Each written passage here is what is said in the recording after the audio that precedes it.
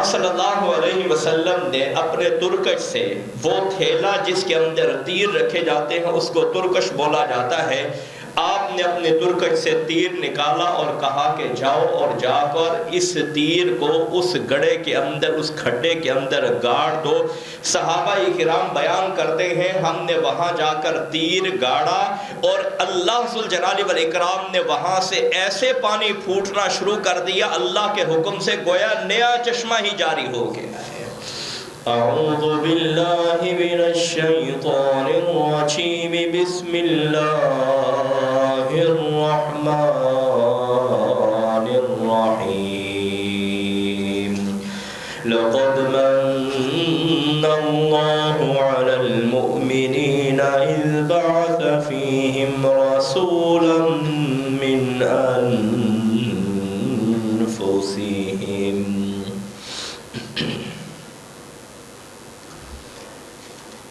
ہمہ قسم کی حمد و ثنا اللہ وحدہ لا شریک لہ کے لیے خاص ہے۔ انگنت، لا تعداد، لا محدود اللہ کی جتنی مخلوقات ہے اور جتنی ان کی تعداد ہے ان سے کہیں زیادہ درود و سلام ہو سید الاولین والآخرین، شفیع المذنبین، شافع محشر، ساقی کوثر، بابرکت متبرک پیغمبر سید کائنات حضرت محمد رسول اللہ صلی اللہ علیہ وسلم کی ذات اقدس پہ بے شمار لاتعداد اور ہمیشہ ہی اللہ کی رحمتوں کا نزول ہو ان ہستیوں پہ جنہوں نے براہ راست رسول اللہ صلی اللہ علیہ وسلم کا دیدار کیا، آپ کے وجود مسعود سے تبرک حاصل کیا، جنہیں حضرات صحابہ کرام کہا جاتا ہے، اور پھر جو بھی لوگ ان کے رستے پر چلے، جو ہدایت کا، کامیابی کا، فلاح کا، فوز کا، کامرانی کا، جنت کا صراط مستقیم ہے، اللہ ہمیں بھی اس رستے پر گامزن فرمائے۔ سید کائنات حضرت محمد رسول اللہ صلی اللہ علیہ وسلم کی سیرت طیبہ کے حوالے سے میں آپ کی خدمت میں عرض کر رہا ہوں کہ آپ صلی اللہ علیہ وسلم متبرک تھے، بابرکت تھے، جہاں گئے برکتیں ساتھ لے کر گئے۔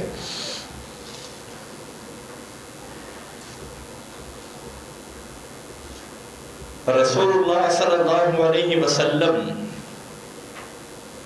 سراپہ برکت ہیں، اور حضرات صحابہ کرام، حضرات صحابیات آپ صلی اللہ علیہ وسلم سے تبرک حاصل کیا کرتے تھے، حتیٰ کہ مدینہ منورہ میں جو بھی بچہ پیدا ہوتا اس کو لا کر رسول اللہ صلی اللہ علیہ وسلم کی گود مبارک میں ڈال دیا جاتا تھا۔ آپ صلی اللہ علیہ وسلم اسے گھٹی دیتے، اس کے لیے برکت کی دعا کرتے۔ امام ابن حجر عسقلانی رحمہ اللہ کی ایک بڑی مارکہ آرا کتاب ہے الاصابہ فی تمییز الصحابہ، تقریباً یہ 18 جلدوں میں ہے۔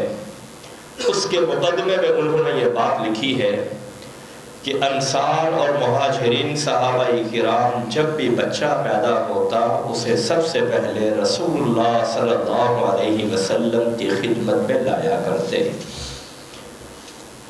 یعنی رؤیت کے اعتبار سے کہ رسول اللہ صلی اللہ علیہ وسلم نے اس بچے کو دیکھا ہے، اس شرف کے اعتبار سے وہ صحابی ہے۔ اگرچہ زندگی تھوڑی تھی، 2 ماہ کے تھے، 4 ماہ کے تھے، 1 سال کے، 2 سال کے، رسول اللہ صلی اللہ علیہ وسلم کا انتقال ہوا اور انہیں بحیثیت پیغمبر آپ کی شناخت نہیں تھی، لیکن رسول اللہ صلی اللہ علیہ وسلم نے اپنی نظر نبوت سے ان کو دیکھا ہے، اس اعتبار سے وہ صحابی ہیں۔ رسول اللہ صلی اللہ علیہ وسلم سراپائے خیر و برکت ہے۔ میں عرض کر رہا تھا کہ صلح حدیبیہ کے موقع پر جب صحابہ کرام نے رسول اللہ صلی اللہ علیہ وسلم سے یہ شکوہ کیا، اللہ کے نبی صلی اللہ علیہ وسلم ہمارے پاس پانی موجود نہیں ہے، آپ نے چمڑے کے ایک پیالے کے اندر اپنا ہاتھ مبارک رکھا، اللہ ذو جلال والاکرام نے ان انگلیوں سے پانی کے چشمے جاری کر دیے۔ بیک وقت ایک ہی لحظہ میں 1400 صحابہ کرام کا، پیاسے لوگوں کا اللہ ذو جلال والاکرام نے بندوبست فرما دیا، 1400 بندوں کا۔ آپ نے کوئی فنکشن کرنا ہو، صرف پانی پلانا ہے، 1400 بندوں کے لیے آپ کو کس قدر پانی کا اہتمام کرنا ہوگا۔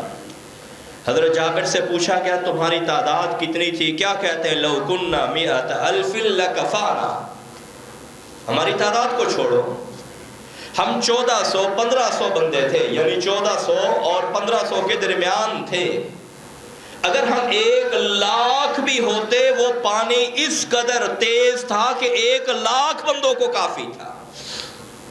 اور اسی موقع کی بات ہے، رسول اللہ صلی اللہ علیہ وسلم نے جب پڑاؤ کیا، صحیح بخاری 2731 نمبر پر یہ حدیث موجود ہے، ایک چھوٹا سا گڑھا تھا، لوگوں نے وہاں سے پانی لینا شروع کر دیا۔ اب ظاہر بات ہے چھوٹا سا گڑھا ہے، بارش کا پانی کھڑا ہوگا یا جو بھی کیفیت ہوگی، تھوڑی دیر میں پانی ختم ہو گیا۔ صحابہ کرام عرض کرنے لگے اللہ کے رسول صلی اللہ علیہ وسلم 1400 بندے ہیں، ان کے لیے پانی چاہیے۔ آپ صلی اللہ علیہ وسلم نے اپنے ترکش سے، وہ تھیلا جس کے اندر تیر رکھے جاتے ہیں اس کو ترکش بولا جاتا ہے، آپ نے اپنے ترکش سے تیر نکالا اور کہا کہ جاؤ اور جا کر اس تیر کو اس گڑھے کے اندر، اس کھڈے کے اندر گاڑ دو۔ صحابہ کرام بیان کرتے ہیں ہم نے وہاں جا کر تیر گاڑا اور اللہ ذو الجلال والاکرام نے وہاں سے ایسے پانی پھوٹنا شروع کر دیا اللہ کے حکم سے، گویا نیا چشمہ ہی جاری ہو گیا ہے۔ یہ پیغمبر دو جہاں، یہ سرور کون و مکان، ہر اعتبار سے خیر اور برکت کا سبب اور ذریعہ تھے۔ حضرت ابو جحیفہ رضی اللہ تعالیٰ عنہ کا واقعہ میں عرض کر چکا ہوں، کہنے لگے کہ رسول اللہ صلی اللہ علیہ وسلم نے جب مکہ مکرمہ سے باہر جا کر وادی بطحا کے اندر آپ نے نماز پڑھائی، ظہر کی نماز پڑھائی، پھر عصر کی نماز پڑھائی، تو لوگ آپ کے ارد گرد اکٹھے ہو گئے۔ آپ صلی اللہ علیہ وسلم کا ہاتھ مبارک لے کر اپنے چہروں کے اوپر پھیرنے لگے۔ میرا بھی نام ان خوش نصیبوں میں شامل ہے جنہوں نے رسول اللہ صلی اللہ علیہ وسلم کا اپنا ہاتھ مبارک اپنے چہرے پر پھیرا۔ یہ صحابہ کرام کس لیے کرتے تھے؟ کہ رسول اللہ صلی اللہ علیہ وسلم کے وجود مسعود کی ہمیں برکت حاصل ہو جائے۔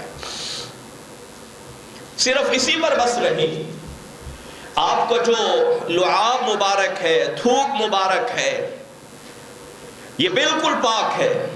جس طرح آپ کا پسینہ خوشبودار تھا، رسول اللہ صلی اللہ علیہ وسلم کی بغلیں سفید تھی عام مردوں کی نسبت، مخالف ان کے مخالف سے، یعنی اعتبار سے۔ اور جب صلح حدیبیہ کا موقع ہوا، آپ صلی اللہ علیہ وسلم نے جا کر پڑاؤ کیا۔ کفار مکہ کی طرف سے مختلف سردار آئے، 5 بڑے سردار آئے جنہوں نے آ کر رسول اللہ صلی اللہ علیہ وسلم سے مذاکرات کیے۔ صحیح بخاری 2731 32 33 3 جگہ پہ یہ حدیث موجود ہے۔ مذاکرات کیے۔ پہلے نمبر پر بدیل بن ورقا الخزاعی آیا، رسول اللہ صلی اللہ علیہ وسلم نے فرمایا بات یہ ہے، 2 باتیں ہیں۔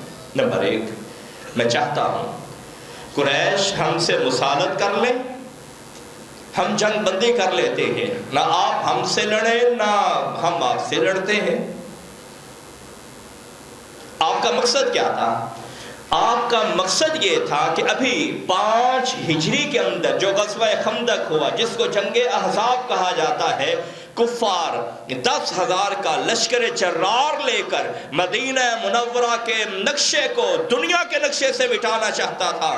آپ صلی اللہ علیہ وسلم نے فرمایا پہلے ان سے مصالحت کر لی جائے، ان سے صلح کر لی جائے، تاکہ ہمیں باقی لوگوں سے نپٹنے کے اندر آسانی رہے۔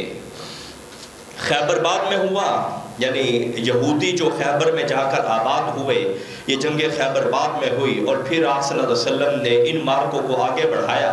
تو بہرحال عرض کرنے کا مقصد یہ ہے، آپ صلی اللہ علیہ وسلم نے فرمایا میں چاہتا ہوں کہ صلح ہو جائے، اور دوسرا آپشن یہ ہے، آپ نے ساتھ یہ بات بھی رکھ دی۔ میں صحیح بخاری سے حدیث پڑھ رہا تھا اور رسول اللہ صلی اللہ علیہ وسلم کی ذہانت پہ، دور اندیشی پہ، عاقبت اندیشی پہ آشش کر رہا تھا کہ اللہ ذوالجلال والاکرام نے کیا بصیرت اور کیا بصیرت عطا فرمائی ہے۔ آپ نے کہا اگر تم صلح نہیں کرو گے دوسرا آپشن بھی موجود ہے۔ کیا؟ ہم اتنی دیر تک تم سے لڑیں گے جتنی دیر تک ہمیں موت نہیں آ جاتی، ہم قتل نہیں کیے جاتے، ہم شہید نہیں کیے جاتے، اور اللہ ذوالجلال والاکرام اپنا فیصلہ ضرور نافذ کریں گے۔ یہ بدیل بن ورقہ واپس پلٹا، قریش مکہ کو خبر دی، تو کہنے لگا میں تمہیں کہتا ہوں یہ شخص تم سے صلح کرنے کے لیے آ رہا ہے، بات مان لو۔ انہوں نے اپنا دوسرا وفد بھیجا، قریش نے، اس کے اندر عروہ بن مسعود تھا، اس نے بھی آ کر بات چیت کی۔ آپ نے وہی بات جو بدیل بن ورقہ سے کی تھی عروہ بن مسعود سے بھی وہی بات کی۔ یہ واپس گیا، تیسرا بندہ پھر آیا جس کا نام یعنی کنارہ آدمی تھا، چوتھا بندہ پھر مکرز بن حفص تھا، پانچواں بندہ سہیل بن عمرو تھا۔ یہ 5 بندے آئے، یعنی وہ پورے 5 وفد آئے۔ جو میرے جمعے سے موضوع سے متعلق بات ہے وہ یہ ہے کہ جو تیسرے نمبر پر بلکہ دوسرے نمبر پر عروہ بن مسعود ثقفی آیا، اس نے آ کر بڑی باتیں کہیں۔ حضرت ابو بکر صدیق رضی اللہ تعالی عنہ نے اس کو بڑی جلی کٹی سنائی، اور اس کا یہ طریقہ تھا بات کرتے ہوئے رسول اللہ صلی اللہ علیہ وسلم کی داڑھی مبارک کی طرف ہاتھ بڑھاتا تھا۔ مغیرہ بن شعبہ آپ صلی اللہ علیہ وسلم کے سرہانے آپ کے سر کے اوپر کھڑے ہیں، اپنی تلوار کے دستے سے اس کو پرے جھٹکتے، کہتے ہاتھ باہر پرے رکھو، زبان سے بات کرو۔ کہنے لگا یہ کون ہے، بتایا گیا، بڑی لمبی باتیں ہوئی۔ عروہ بن مسعود ثقفی نے اس موقع پر جن چیزوں کا مشاہدہ کیا، صحیح بخاری کی حدیث میں آپ کو سنانے چاہ رہا ہوں 2731 نمبر پہ، ثم ان عروہ جعل یرمق اصحاب النبی صلی اللہ علیہ وسلم بعینیہ، اپنی دونوں آنکھوں سے رسول اللہ صلی اللہ علیہ وسلم کے جانثاروں کا مشاہدہ کر رہا ہے، آپ کے جان فداکاروں کا مشاہدہ کر رہا ہے، یہ کیسے لوگ ہیں۔ اس نے کیا دیکھا اور آ کر قریش کو کیا پیغام دیا، کہتا ہے فواللہ ما تنخم رسول اللہ صلی اللہ علیہ وسلم نخامتا الا وقعت فی کف رجل منہم فدلک بها وجهه وجلدہ۔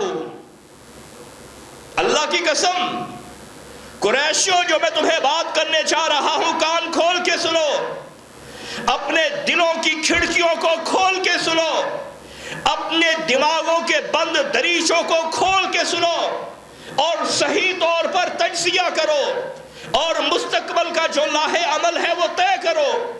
میں نے دیکھا ہے کہ یہ پیغمبر ایسے ہیں جب کھنگار پھینکتے ہیں، بلغم پھینکتے ہیں، ان کے جانثار ایسے ہیں، اپنے آپ کو آگے کرتے ہیں، اپنے ہاتھوں کو رسول اللہ صلی اللہ علیہ وسلم کے منہ مبارک کے قریب کرتے ہیں۔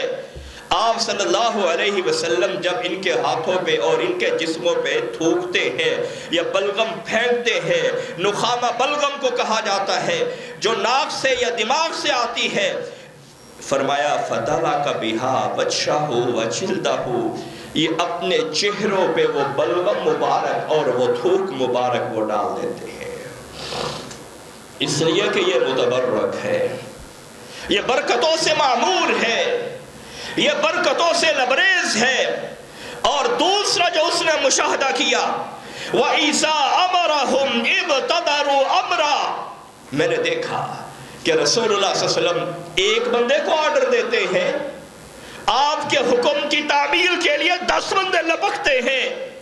اور جو تیسرا مشاہدہ کیا، وَإِذَا تَوَضَّأَ كَادُوا يَقْتَتِلُونَ عَلَى وُضُوئِهِ، رسول اللہ صلی اللہ علیہ وسلم جب وضو مبارک فرماتے ہیں، وضو کا باقی پانی جو آپ کے لوٹے مبارک میں یا پیالہ مبارک میں ہے، اس کے حاصل کرنے کے لیے صحابہ اکرام ایک دوسرے کو دھکے دے رہے ہیں، ایک دوسرے سے لڑائی کر رہے ہیں۔ ایک کہتا ہے مجھے چاہیے، میں نے شفا یابی کے لیے رکھنا ہے، دوسرا کہتا ہے مجھے چاہیے، میں نے اپنے غموں کے ازالے کے لیے رکھنا ہے۔ یہ بابرکت پانی ہے جس کے اندر سید کائنات حضرت محمد رسول اللہ صلی اللہ علیہ وسلم کے پاکیزہ ہاتھ داخل ہو چکے ہیں۔ چوتھی چیز، وَإِذَا تَكَلَّمَ خَفَضُوا أَصْوَاتَهُمْ عِنْدَ، جب وہ سپہ سالار گفتگو کرتا ہے، کوئی آرڈر جاری کرتا ہے، سب لوگ بالکل خاموش ہو کے اس کی بات سنتے ہیں۔ کوئی عمر میں بڑا ہو، کسی کے پاس اعلیٰ عہدہ کیوں نہیں، مال زیادہ کیوں نہیں، یا پھر وہ اس کا ایسا بندہ ہے جس کے اوپر بہت سی چیزوں کا انحصار ہے، یہ تمام چیزیں بالائے طاق ہے، وہ پیغمبر جب بولتا ہے سب خاموش ہو کے سنتے ہیں۔ پانچویں چیز، وَمَا يُحِدُّونَ إِلَيْهِ النَّظْرَ تَعْظِيمَ اللَّهِ، قریشیوں، ہاشمیوں، مکیوں، میں نے دیکھا ہے کہ جب وہ پیغمبر تشریف فرما ہوتا ہے نا،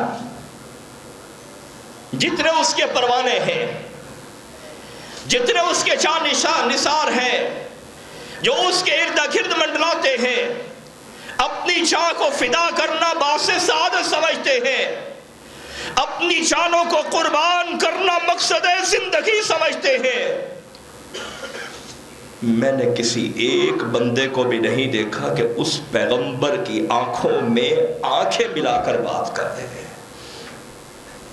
پانچ چیزوں کا ذکر کیا اور ساتھ ہی کہنے لگا، واللہ لقد وفدت على الملوک ووفدت على قیصر وکسرا والنجاشی، اللہ کی قسم میں بڑے بڑے بادشاہوں کے پاس گیا ہوں سفارتکاری کے لیے، میں ملک مصر بھی گیا سفارتکاری کے لیے، میں ایران بھی گیا سفارتکاری کے لیے، میں ایتھوپیا بھی گیا جس کو حبشہ کہا جاتا تھا۔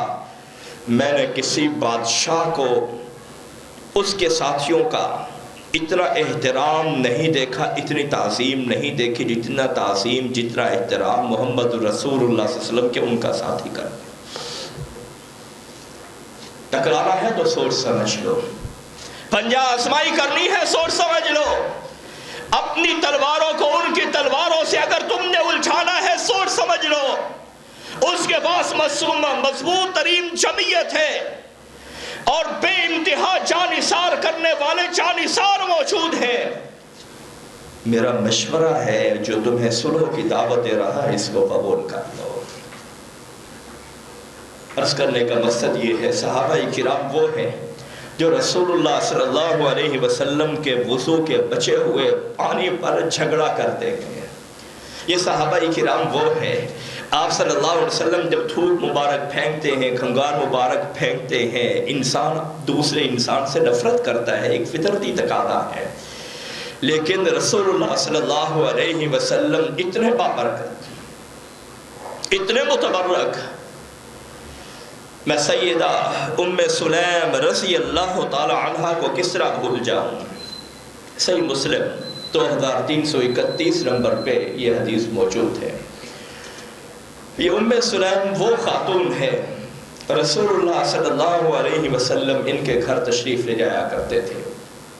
یہ ام سلیم حضرت انس رضی اللہ تعالی عنہ کی والدہ ہیں، اور حضرت انس رسول اللہ صلی اللہ علیہ وسلم کے خدمت گزار ہیں۔ اماں نے رسول اللہ صلی اللہ علیہ وسلم کے لیے ان کو وقف کیا ہے، 10 سال خدمت کی ہے، 10 سال۔ آپ ان کے گھر تشریف لیا کرتے، یہ ایسے ہی تھا جیسے یہ رسول اللہ صلی اللہ علیہ وسلم کا گھر ہو۔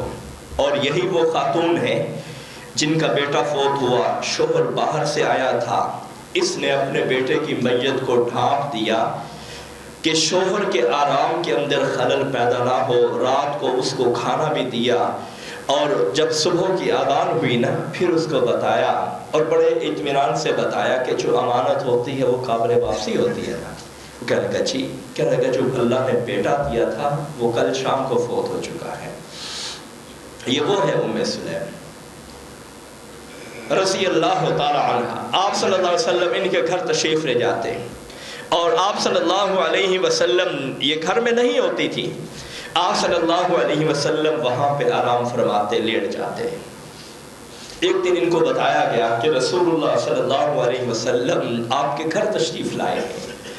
یہ ام سلیم باہر تھی، یہ گھر میں پہنچی، رسول اللہ صلی اللہ علیہ وسلم آرام فرما رہے ہیں، گرمیوں کا موسم تھا۔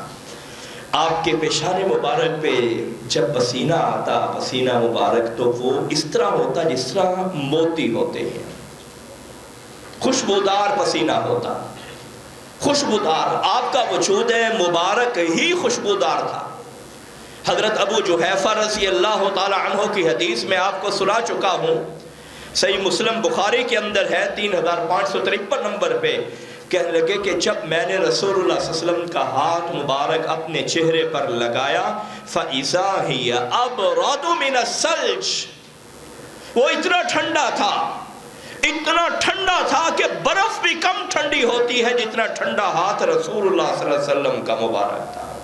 اور ساتھ ہی وَأَطْيَبُ رَائِحَةً مِنَ الْمِسْكِ، کستوری سے زیادہ خوشبودار تھا۔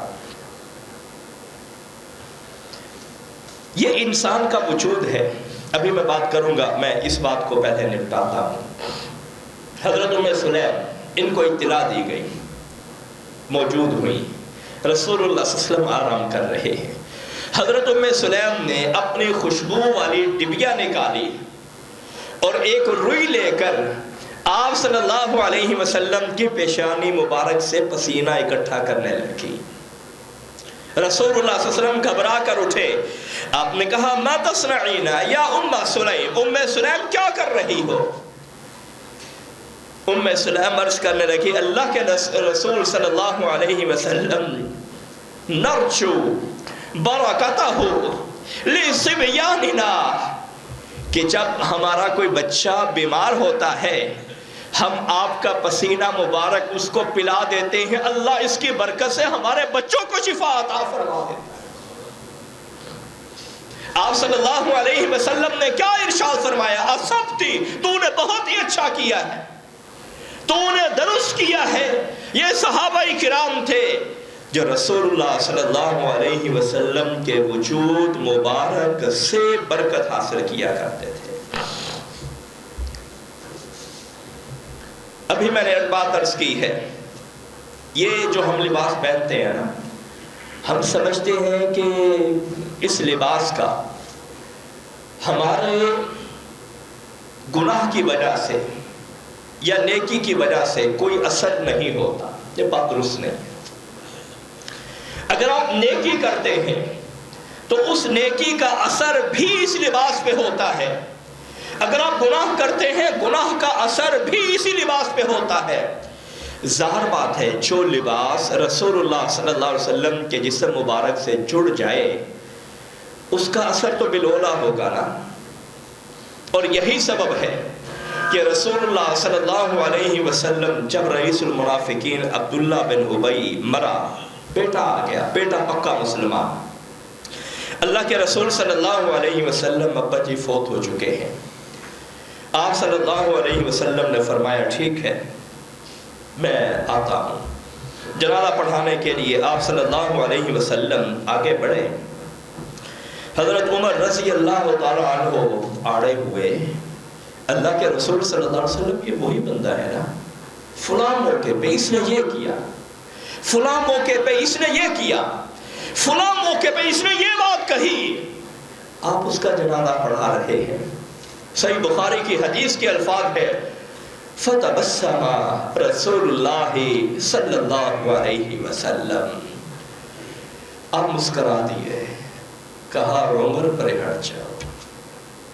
سب پتا ہے، آپ کی ذہن کی میموری میں ہر چیز موجود ہے، محفوظ ہے، پتا ہے کہ یہ وہی بندہ ہے جس نے حضرت عائشہ رضی اللہ تعالی عنہ پہ تہمت لگائی ہے۔ پتا ہے کہ غزوہ بنو مستلق پہ اس بندے نے رسول اللہ صلی اللہ علیہ وسلم کی گستاخی کی تھی اور صحابہ کرام کو کہا کہ یہ تو روٹے ٹکر کے بھوکے ہیں، بند کر دو، یہ بھاگ جائیں گے۔ قرآن میں سورۃ المنافقون میں اس کا ذکر موجود ہے۔ پتا ہے شرارتیں کرتا تھا، پتا ہے جنگ احد کے موقع پر 300 بندے یعنی اسلامی فوج کا تیسرا حصہ 1000 بندوں پہ مشتمل تھا، کل فوج 300 بندے یہ لے کر نکل آیا مدینے میں۔ 700 صحابہ کرام جو مخلص تھے جنگ بدر میں، جنگ احد میں باقی رہ گئے میدان احد۔ پھر جنگ ہوئی اور کافی نقصان ہوا۔ سب چیزیں سامنے ہیں، ایک طرف ان کا اخلاق ہے اور ایک طرف ہمارا اخلاق ہے۔ ہمیں بھی دیکھنا ہوگا کہ ہم جنازوں پہ کسی کی موت کے وقت، کسی کی بیماری کے وقت اپنے دلوں کے اندر اس کے بارے میں کتنے کینے لیے ہوئے ہوتے ہیں اور دعویٰ کرتے ہیں رسول کی اتباع کا، اور ہمارا دعویٰ ہوتا ہے رسول کی پیروی کا۔ رسول کا کریمانہ اخلاق یہ ہے، اعلیٰ اخلاق یہ ہے، خلق عظیم یہ ہے جس پہ اللہ نے فائز کیا ہے۔ عمر یاد دلا رہے اللہ کے رسول صلی اللہ علیہ وسلم یہ ایسا ہے، یہ ایسا ہے۔ آپ نے کہا عمر اللہ نے مجھے اختیار دیا ہے کہ جنازہ پڑھانا چاہو مرضی ہے، نہ پڑھانا چاہو مرضی ہے۔ آپ نے جنازہ پڑھا دیا۔ بعد میں حضرت عمر رضی اللہ تعالی عنہ فرماتے ہیں مجھے حیرانی ہوئی میں کیا کرتا رہا، جذبات کے تلاطم کے اندر اور جوش کے سمندر کی جوش کے جو سمندر ہے اس کی طغیانی کے اندر میں کیا کرتا رہا، میں رسول اللہ صلی اللہ علیہ وسلم سے الجھتا رہا۔ بعد میں اللہ ذوالجلال والاکرام نے کہا اے پیغمبر صلی اللہ علیہ وسلم اس منافق کے لیے اب جتنی دعائیں کر لیں اس کے لیے کوئی معافی نہیں ہے۔ قبر میں ڈالا گیا، آپ نے اپنی قمیص مبارک دی اور کہا کہ اس کو پہنا دو۔ میں بات کر رہا ہوں لباس کی۔ لباس انسان سے متاثر ہوتا ہے۔ آپ کہیں گے یہ کیسے؟ ہم یہاں پہ ہیں، سعودیہ دنیا کے درمیان ہے، وہاں پہ ایک پتھر ہے جو پہلے حجر ابیض تھا، سفید پتھر تھا، اب حجر اسود ہو چکا ہے۔ ابیض بھی اس میں تفضیل کا صیغہ ہے، بہت سفید تھا، اسود بھی اس میں تفضیل کا صیغہ ہے کہ بہت زیادہ سیاہ ہو چکا ہے۔ کیوں؟